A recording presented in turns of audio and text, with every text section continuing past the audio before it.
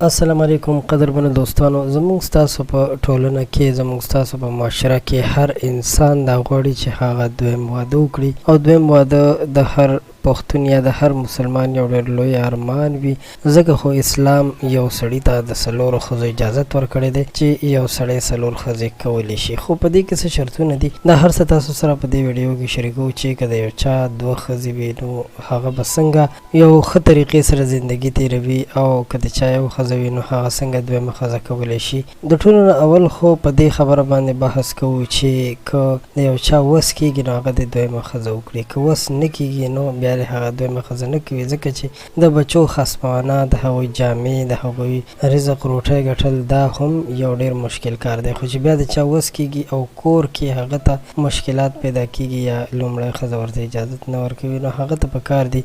چې په یو او بله طریقه باندې فقط خپله ښځه دومره راضي کړي چې هغه دویم واده ومني، او بیا چې کله دویم واده وشي نو بیا دا په دې سړي باندې منحصره ده. که دا د دغه ښځې خیال ساتي، ورسره د خپلې نوې ناوې هم خیال ساتي، یعنې په منځ کې مساوات کوي، او د هغې سره سره کوم سامان، کوم څه چې خپلې نوې ښځې له راوړي هغه زړې ښځې ته هم راوړي، یعنې زړې ښځې ته دا محسوس نه کړي، دا د هغې په ذهن کې را نه شي چې خاوند مې لاړو پردی شو یا د بلې ښځې شو نو اوس په ما ته څه نه راوړي. اکثره ښځې چې وي هغه د دغسې حالاتو نه هم یېرېږي او فکر کوي چې خاوند به زما نه پردی شي. حالانکې داسې نه ده. د یو څیز چې اسلام اجازت ورکړی دی چې بالکل دا کار کولی شئ، دا ممکن دی، نو په کار ده چې هغې ته د مثبت نظره وګورو. قدرمنو ډېرو ملګرو غوښتنه کوله خو چې په دې باره کې ویډیو موږ څه شریکه کړه، نو دا معلومات مې تاسو ته درکړل.